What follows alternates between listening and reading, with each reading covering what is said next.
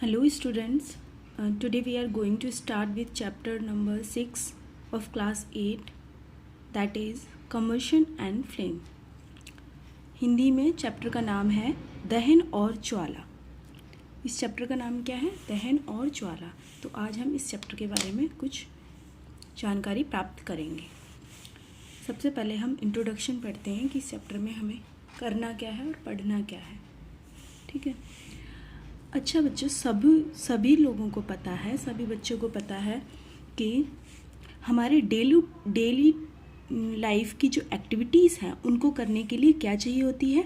Energy चाहिए होती है। Everybody require energy for doing daily activity in their daily life. Okay, सबको क्या चाहिए होती है? एनर्जी चाहिए होती है। कोई भी कार्य करना है उसके लिए ऊर्जा का होना अति आवश्यक है।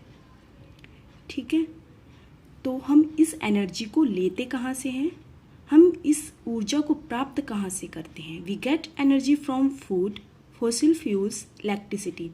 हम कहाँ से लेते हैं एनर्जी को? ऊर्जा को हम खाने से लेते हैं, जिससे कि हम चल पाते हैं, दौड़ पाते हैं, भाग पाते हैं, बोल पाते हैं, कुछ भी जो भी हमारी शारीरिक क्रियाएं हैं वो कर पाते हैं। किससे कर पाते हैं? फूड से। तो हमें एनर्जी कहाँ से मिलती है? हमें ऊर्जा खाने से मिलती है। और दूसरी ऊर्जा कहाँ से मिलती है? जीवाश्म ईंधन से मिलती है। ऊर्जा सिर्फ शारीरिक एक्टिविटीज़ के लिए, शारीरिक क्रियाओं करने के लिए ही नहीं होती, बल्कि जो भी दूसरी एक्टिविटीज़ होती हैं, जैसे कि आग जलाना, जिससे कि बल्ब जलता है, बल्ब जलना, और कोयला से जलता है, आग प्रोड्यूस करते हैं जिससे खाना बनेगा, वो भी उसके लिए भी क्या चाहिए होती है? एनर्जी चाहिए होती है। उसको बोलते हैं ऊष्मा ऊर्जा। ठीक है। तो ऊष्मा ऊर्जा कहाँ से प्राप्त करते हैं? जीवाश्म ईंधनों से, फॉसिल फ्यूल से। ठीक है। और किससे प्राप्त करते हैं ऊर्जा? ऊष्मा कहाँ से प्राप्त करते हैं? ऊष्मा ऊर्जा इलेक्ट्रिसिटी से भी, मतलब विद्युत ऊर्जा कहाँ से प्राप्त करते हैं? बल्ब से। ठीक है। किससे? बल्ब से हो गया, और ट्यूबलाइट हो गया, लैंप हो गया, इन सब से हम क्या लेते हैं? ऊष्मा ऊर्जा प्राप्त करते हैं। ठीक है। तो हम ऊर्जा कहाँ कहाँ से प्राप्त करते हैं? फूड से प्राप्त करते हैं, यस, फॉसिल फ्यूल से प्राप्त करते हैं, जीवाश्म ईंधनों से प्राप्त करते हैं, और विद्युत से प्राप्त करते हैं, इलेक्ट्रिसिटी से प्राप्त करते हैं। ठीक है। और इस एनर्जी का यूज़ कहाँ पे किया जाता है? Energy is utilized in doing physical activities, cooking food, vehicles, industry and in many field. जो ऊर्जा है,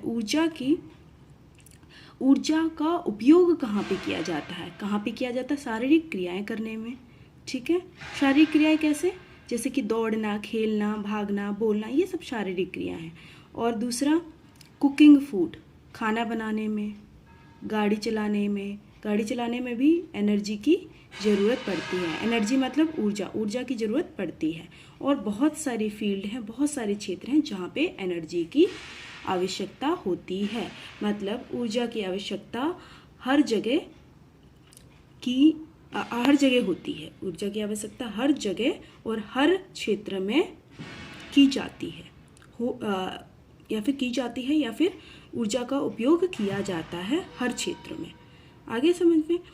इन previous chapter we have already learned about coal, petroleum, natural gases. ठीक है। हमने पिछली क्लास में क्या पढ़ा था? कोल पढ़ा था, कोयला पढ़ा था, और पेट्रोलियम क्या होता है वो पढ़ा था, और प्राकृतिक गैसेस क्या होती हैं, यानी कि नेचुरल गैसेस क्या होती हैं। ये सब हमने बहुत अच्छे से पिछली क्लास में पढ़ लिया था। तो ये कोयला, पेट्रोलियम, नेचुरल गैसेस, ये क्या है? They are non renewable resources. इनको क्या बोला जाता था? समाप्त होने वाले संसाधन हैं ये। कैसे हैं ये? जिनकी पुनरावृत्ति नहीं हो सकती, मतलब इनको दोबारा से आसानी से और जल्दी से प्राप्त नहीं किया जा सकता है। एक बार ख़त्म हो जाए तो इनको दोबारा आसानी से प्राप्त नहीं किया जा सकता है। क्यों नहीं किया जा सकता है? क्योंकि हमने पिछली क्लास में पढ़ा था कि जो कोयला और पेट्रोलियम को कितना मिलियन ईयर्स लगते बनने में। ठीक है। तो मिलियन ईयर्स जब आप वेट करोगे, एक बार जब ख़त्म हो गया तो मिलियन ईयर्स इतनी आसानी से तो नहीं आ जाते, मिलियन ईयर्स बहुत होते हैं। ठीक है। तो इनको इतनी आसानी से प्राप्त नहीं किया जा सकता एक बार अगर ख़त्म हो जाए। लेकिन हमें एनर्जी चाहिए, और मैंने बताया एनर्जी हम कहाँ से लेते हैं, फॉसिल फ्यूल से लेते हैं। और ये कोयला, पेट्रोलियम, नेचुरल गैसेस, ये क्या है, फॉसिल फ्यूल्स है। फॉसिल फ्यूल्स मतलब जीवाश्म ईंधन। ये क्या है, जीवाश्म ईंधन। और जीवाश्म ईंधन है वो कैसे संसाधन है, जो कि समाप्त होने वाले संसाधन हैं, जिनका अत्यधिक उपयोग करने पर वे खत्म हो सकते हैं। ठीक है, तो energy requirement is necessary for all. अब ये भी पता है कि ऊर्जा की ज़रूरत सभी को है। ठीक है, और ऊर्जा की डिमांड को कहाँ से पूरा किया जाता है, जो ऊर्जा हमें चाहिए, ऊर्जा हम कहाँ से प्राप्त करते हैं, हम प्राप्त करते हैं फॉसिल फ्यूल से। मतलब किससे, फॉसिल फ्यूल्स क्या हैं, जीवाश्म ईंधन। जीवाश्म ईंधन क्या होते हैं, कोयला, पेट्रोल और प्राकृतिक गैसेस। ठीक है, तो क्या अब ये तो समस्या हो गई, क्योंकि ये कभी ना कभी ख़त्म हो जाएंगे, इनका अत्यधिक उपयोग होगा तो ये एक बार ख़त्म हो जाएंगे। और ख़त्म हो गए फिर हमें कब तक वेट करना पड़ेगा इनके बनने का और इनको पुनः प्राप्त करने का, मिलियन ईयर्स। और मिलियन ईयर्स बहुत होते हैं। मिलियन ईयर्स कैसे होते हैं, बहुत ज़्यादा टाइम है। ये नहीं कि आज ख़त्म हुआ तो कल चलो एक दिन वेट कर ले, चलो एक महीना वेट कर ले, 2 महीना वेट कर ले, नहीं, मिलियन ईयर्स लगते हैं बनने में। तो इसके लिए क्या किया, ये तो एक समस्या होगी। ठीक है, ये क्या होगी, ये बहुत गहरी समस्या है और बहुत मतलब समस्या है। तो इस समस्या को दूर करने के लिए क्या किया, साइंटिस्ट क्या होते हैं, जो वैज्ञानिक होते हैं, वो क्या कर रहे हैं, ट्राई कर रहे हैं फाइंड अल्टरनेट रिसोर्सेस। मतलब वो अल्टरनेट रिसोर्सेस जो इनके अपोजिट काम करे, इनके विपरीत रिसोर्सेस का उपयोग करने का, या फिर इनके विपरीत रिसोर्सेस का, संसाधनों का उन्होंने ढूंढना शुरू कर दिया।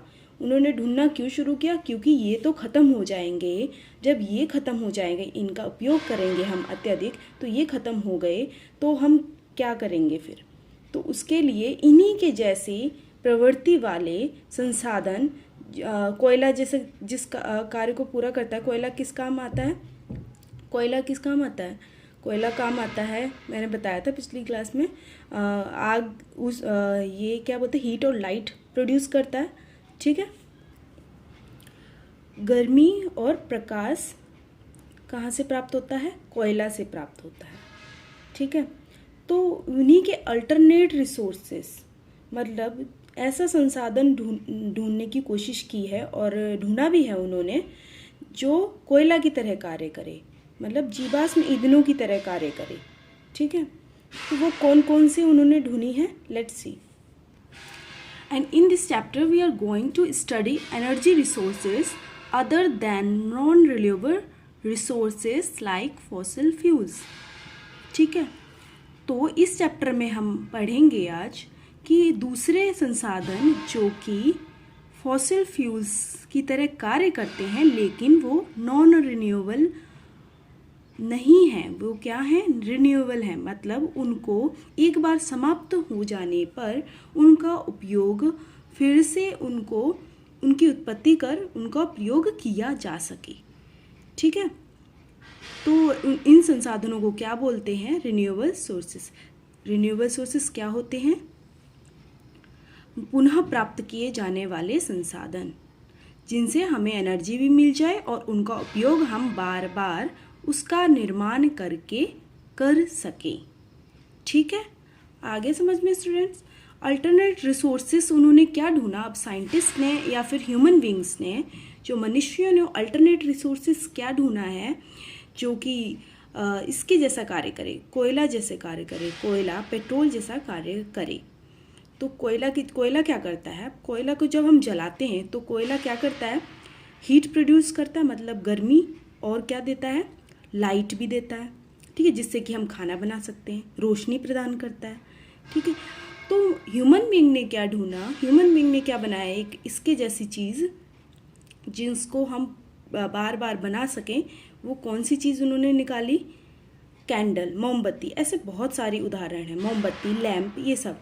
तो मोमबत्ती है, मोमबत्ती क्या कार्य करती है, मोमबत्ती भी वही कार्य करती है जो कि कोयला करता है। मोमबत्ती रोशनी भी दे रही है और हीट भी दे रही है, गर्मी भी दे रही है और क्या कर रही है, प्रकाश भी दे रही है। ठीक है, तो ये अल्टरनेट रिसोर्सेज ढूंढ लिया, और मोमबत्ती एक बार अगर ख़त्म हो जाती है तो मनुष्य कारखाने में दोबारा इसका निर्माण कर लेते हैं। ठीक है, आगे समझ में। और कोयला का क्या सिस्टम है? कोयला तो क्या है? प्राकृतिक देन है, तो प्रकृति से हमें लेना पड़ेगा, प्रकृति का वेट करना पड़ेगा, प्रकृति पता नहीं कब बनाएगी, तब हम उस प्रोसेस का हमें वेट करना पड़ेगा मिलियन ईयर्स तक, अगर ये एक बार ख़त्म हो जाए तो इसके लिए बेस्ट ऑप्शन क्या होगा? मोमबत्ती का उपयोग करना। कोयला की जगह पर मोमबत्ती का उपयोग करो, जिससे मोमबत्ती अगर एक बार ख़त्म हो जाए, एक बार अगर बुझ जाए या फिर एक बार उसका उपयोग किया जा सके, तो ऐसा भी कारखाने में वो मोमबत्ती वैक्स से बना सके। ठीक है, आगे समझ में। तो ऊर्जा के संसाधन कौन कौन से हो गए? ये भी ऊर्जा का संसाधन है और ये भी ऊर्जा का संसाधन। और हम एनर्जी किससे प्राप्त कर सकते हैं? ऊर्जा हम मोमबत्ती से भी प्राप्त कर सकते हैं, वही ऊर्जा जो कि हमें कोयला से प्राप्त होती है। आगे समझ में। तो in this chapter we are going to see there are some activities from those we can get energy, that is combustion and flame. और इस चैप्टर में हम आज पढ़ने जा रहे हैं कि हम बहुत सारी क्रियाएं ऐसी हैं जो हम बहुत सारी क्रियाएं ऐसी हैं जिनको करने के लिए हम कौन सी एनर्जी का उपयोग करेंगे? कंबशन एंड फ्लेम का उपयोग करेंगे। ठीक है, कंबशन क्या है? दहन और ज्वाला का उपयोग करके हम एनर्जी प्राप्त करेंगे। और इस चैप्टर में हम क्या पढ़ेंगे? टॉपिक क्या होंगे, विषय कौन से होंगे जिससे संबंधित हम जानकारी प्राप्त करेंगे कि दहन क्या है उसके बारे में गहराई से जानेंगे, और ज्वाला क्या है उसके बारे में हम गहराई से ज्ञान प्राप्त करेंगे, और दूसरा ईंधन, फ्यूल्स। ठीक है, तीन विषयों के बारे में इस चैप्टर में हम पढ़ेंगे। ठीक है, हम एनर्जी कहाँ से प्राप्त करेंगे? दहन और ज्वाला से प्राप्त करेंगे। ठीक है, लेकिन अब दहन और ऊर्जा है क्या, वो स्टार्ट करते हैं। सबसे पहले हम जानकारी लेते हैं दहन क्या है, दहन के बारे में पढ़ें। दहन क्या है? बर्निंग ऑफ एनी सब्सटेंस, मतलब किसी भी पदार्थ का जलना दहन कहलाता है। कोई भी पदार्थ जिसको हम जला सकेंगे, उस प्रक्रिया को, उस पदार्थ को दहन कहेंगे। ठीक है, जैसे कि फॉर एग्जाम्पल कोयला को हम जला सकते हैं। तो इसको अगर हम कोयला को जलाएंगे तो हम क्या बोलेंगे? और कोयला जलने भी लगेगा, उसको क्या बोलेंगे? कि हमने कोयला का दहन किया है। आगे समझ में। इन अदर वर्ड्स, हम दूसरे शब्दों में कहेंगे कि दहन एक ऐसी प्राकृतिक प्रक्रिया है, एक प्राकृतिक बदलाव है, एक या फिर रासायनिक बदलाव है। दहन एक रासायनिक बदलाव है जो कि ऑक्सीजन की उपस्थिति में होता है और जो गर्मी तथा प्रकाश उत्पन्न करता है। गर्मी और प्रकाश को एक ही समय में उत्पन्न करता है और जिसमें पदार्थ की संरचना भी बदल जाती है। ऐसी प्रोसेस को या फिर ऐसी प्रक्रिया को क्या बोलते हैं? दहन बोलते हैं। आगे समझ में। यह एक रासायनिक बदलाव है जो कि ऑक्सीजन की उपस्थिति में होता है और जो क्या करता है? हीट और लाइट को उत्पन्न करता है। मतलब गर्मी और प्रकाश दोनों को एक साथ उत्पन्न करता है और पदार्थ की संरचना को बदल देता है।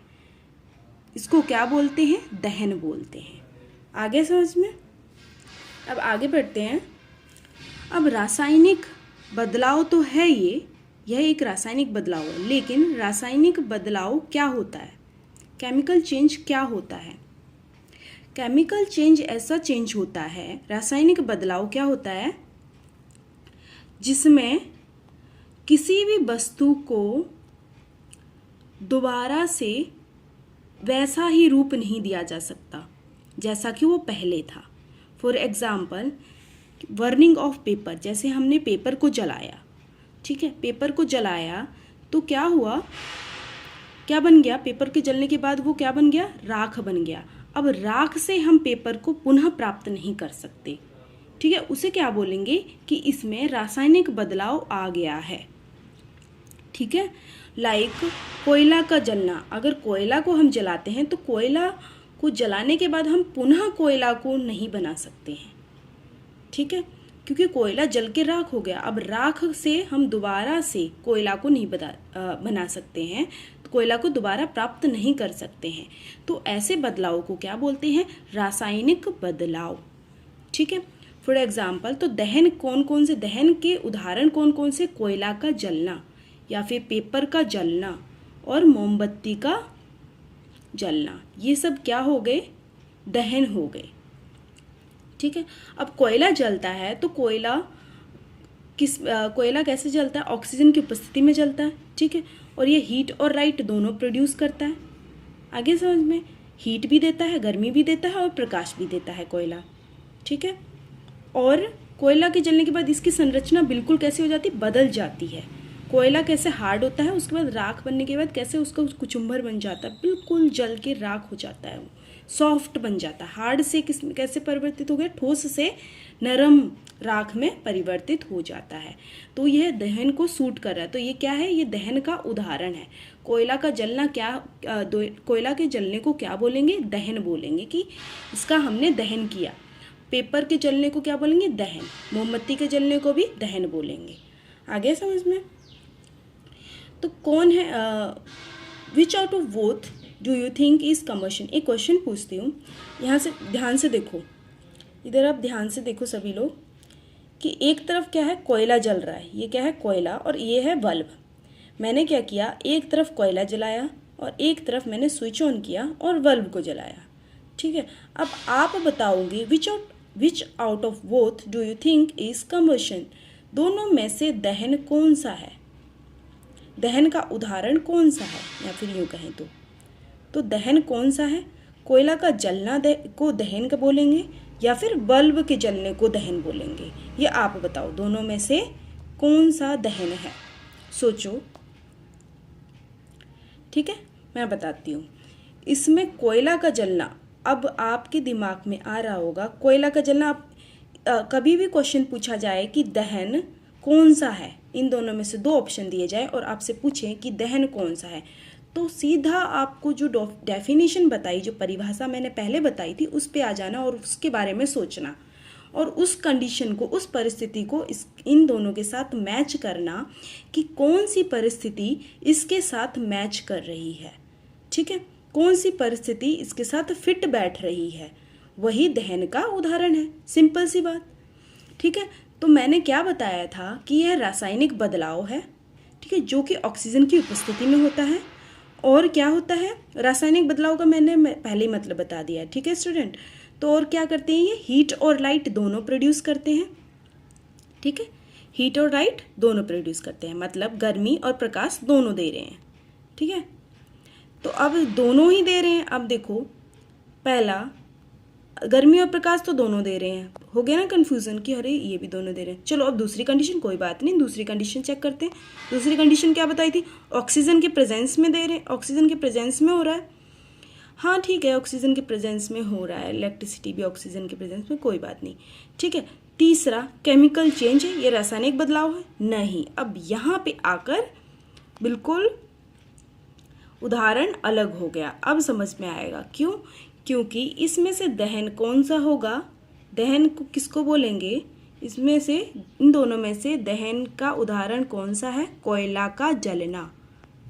कौन सा है, कोयला का जलना दहन का उदाहरण है, कोयला का जलना दहन है। बल्ब क्यों नहीं है, क्योंकि बल्ब भी तो हीट और लाइट दे रहा है, तो बल्ब क्यों नहीं है, क्यों नहीं है, क्योंकि मैंने आपको बताया था कि कोयला, ये दोनों हीट और लाइट तो प्रोड्यूस कर रहे हैं, लेकिन रासायनिक बदलाव किस में हो रहा है, सिर्फ इसमें हो रहा है, रासायनिक बदलाव इसमें नहीं हो रहा है। क्यों, क्योंकि कोयला के जलने के बाद कोयले की संरचना बिल्कुल बदल जाती है। कोयला किस में परिवर्तित हो जाता है? राख में। ठीक है, तो ये क्या है? रासायनिक बदलाव है। ठीक है, ये इसको हम क्या बोलेंगे? रासायनिक बदलाव। ठीक है, कोयला को। लेकिन बल्ब को अगर हमने एक बार जलाया तो दोबारा नहीं जला सकते, फिर बंद कर देंगे, तो बल्ब तो बदलाव आया नहीं ना बल्ब में, बल्ब तो वैसे का वैसा ही है। तो यहाँ पे रासायनिक बदलाव नहीं हुआ। दैट्स वाई कंबशन का एग्जाम्पल कौन सा है? That's why the burning of bulb. ठीक है, जो ये बल्ब है, बल्ब का जलना क्या है? बल्ब का जलना दहन का उदाहरण नहीं है। बल्ब का जलना दहन नहीं है और कोयला का जलना दहन है। Understood? In combustion chemical change to occur is must. And what is chemical change? Chemical change is irreversible process. A new substance formed. It's a permanent substance and composition is totally changed. ठीक है, composition must be changed. That's why bulb का जलना क्या है? दहन का उदाहरण है और कोयला दहन का उदाहरण नहीं है। इन दोनों में से दहन किसको बोलेंगे? कोयला के जलने को। और भी आसानी से जब हम पता करने चाहें कि दोनों में से दहन का उदाहरण कौन सा है, उसके लिए हमें परिस्थितियों को याद करना बहुत ज़रूरी है। तो दहन के लिए आवश्यक परिस्थितियाँ कौन कौन सी हैं? दहन के लिए आवश्यक परिस्थितियाँ 3 बहुत ज़रूरी परिस्थितियाँ हैं। पहली परिस्थिति है दहन किए जाने वाला पदार्थ, मतलब जिसको दहन करना है वो पदार्थ कैसा होना चाहिए? जिसको हम आसानी से दहन कर सकें। ठीक है, कंबस्टिबल सब्सटेंस होना चाहिए, दाह पदार्थ। ठीक है, उसके लिए आवश्यक परिस्थितियाँ कौन कौन सी? एक तो दाह पदार्थ की आवश्यकता है, दूसरी ऑक्सीजन गैस की उपस्थिति होनी अति आवश्यक है। ठीक है, तीसरा ज्वलन ताप का होना अति आवश्यक है। तो 3 परिस्थितियाँ होती हैं दहन के लिए। कौन कौन सी? एक तो दाह पदार्थ, दूसरी ऑक्सीजन गैस की उपस्थिति, तीसरी ज्वलन ताप। ठीक है, सबसे पहले हम पढ़ेंगे दाह पदार्थ क्या होता है। अब स्टूडेंट्स, जो पदार्थ होते हैं, पदार्थ 2 प्रकार के होते हैं। एक होते हैं अदाह पदार्थ और एक होता है दाह पदार्थ। अदाह पदार्थ किसको बोलते हैं? या फिर in English we will say combustible substance और नॉन कम्बस्टिबल सब्सटेंस। ठीक है, अदाह पदार्थ को नॉन कम्बस्टिबल सब्सटेंस एंड दाह पदार्थ is combustible substance in English. Okay, तो अदाह पदार्थ क्या होता है? पदार्थ 2 प्रकार के होते हैं। एक होते हैं अदाह पदार्थ और दूसरा होता है दाह पदार्थ। अदाह पदार्थ होता है जिनको आसानी से जलाया ना जा सके, ऐसे पदार्थ दाह पदार्थ कहलाते हैं। और दाह पदार्थ किनको बोलते हैं? जिनको आसानी से जलाया जा सके, ऐसे पदार्थ दाह पदार्थ कहलाते हैं। आगे स्टूडेंट्स, तो हमें किसकी आवश्यकता होती है? दहन के लिए हमें अदाह पदार्थ चाहिए कि दाह पदार्थ? मैंने बताया दाह पदार्थ चाहिए। ठीक है, तो जिनको आसानी से नहीं जलाया जा सकता वो कौन कौन से पदार्थ हैं? कांच को जला के देखना, आपने कभी खेल में जलाया भी होगा तो आपने देखा होगा कि कांच को जलने में बहुत समय लगता है, उनको आसानी से जलाया नहीं जा सकता। लोहे को भी आसानी से जलाया नहीं जा सकता। पत्थर को भी आग में डालोगे तो पत्थर आसानी से जलेगा नहीं। ठीक है, जल के राख भी नहीं होगा, कुछ नहीं होगा, कोयला हो जाएगा लेकिन पत्थर नहीं होगा, मिट्टी भी नहीं जलेगी। तो ये ऐसे पदार्थ हैं जिनको हम अदाह पदार्थ बोलते हैं, जिनको आसानी से जलाया नहीं जा सकता आग में डालने पर। ठीक है, और जलाया किनको जा सकता है? कोयला को, पेट्रोल को, केरोसिन को, लकड़ी को, कागज़ को, रुई को। ये कौन से पदार्थ हैं? इनको किस नाम से बुलाएंगे हम? दाह पदार्थ के नाम से बुलाएंगे। आगे समझ में, तो पहली परिस्थिति के बारे में आपको समझ में आ गया कि कौन सी परिस्थिति और किसे कहते हैं। ठीक है, दाह पदार्थ किसे कहते हैं। ठीक है, तो पहली परिस्थिति हमने पढ़ ली। दूसरी परिस्थिति के बारे में जानकारी लेंगे, दैट इज ज्वलन ताप। ज्वलन ताप क्या होता है? दहन के लिए आवश्यक परिस्थितियों में से तीसरी परिस्थिति का नाम है ज्वलन ताप। लेकिन ये ज्वलन ताप क्या होता है उसका जानना अति आवश्यक है। ओके, तो ज्वलन ताप क्या होता है? वह न्यूनतम ताप जिस पर कोई पदार्थ जलने लगे। ऐसा न्यूनतम तापमान जिस पर कोई पदार्थ जलना स्टार्ट हो जाए, मतलब जलने लगे, यह अलग अलग पदार्थों के लिए अलग अलग होता है। ये जो ताप होता है, जलने के लिए जो तापमान होता है, सभी पदार्थों का अलग अलग होता है। यह अलग अलग पदार्थों के लिए अलग अलग होता है। क्या? ज्वलन ताप। और ज्वलन ताप क्या बोलते हैं? न्यूनतम तापमान जिस पर कोई पदार्थ जलने लगे उसे बोलते हैं ज्वलन ताप।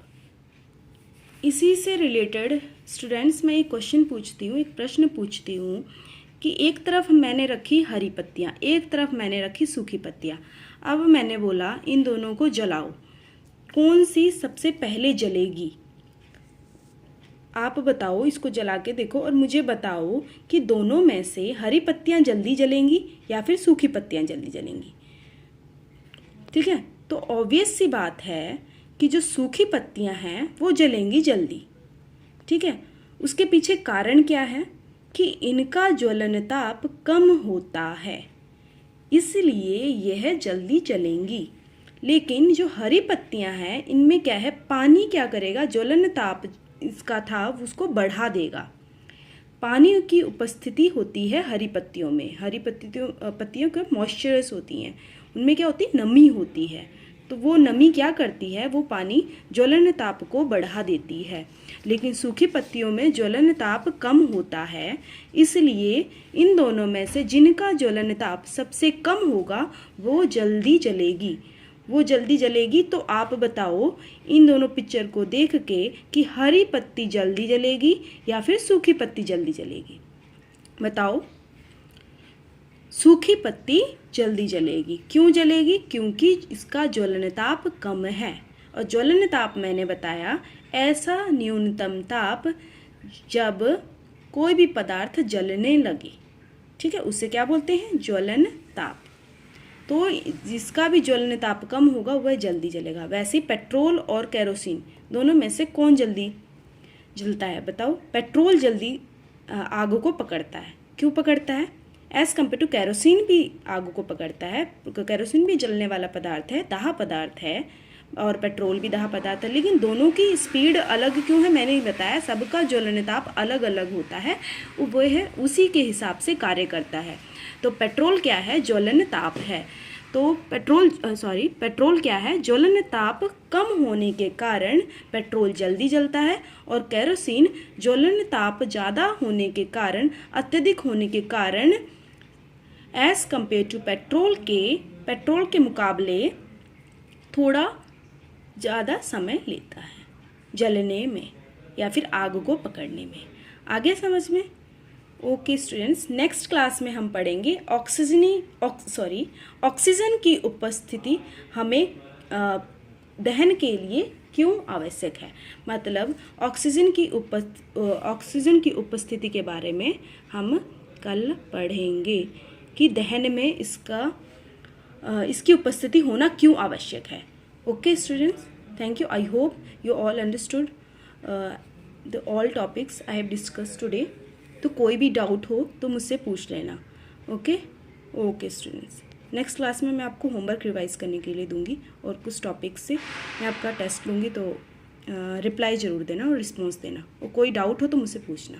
Okay student, thank you.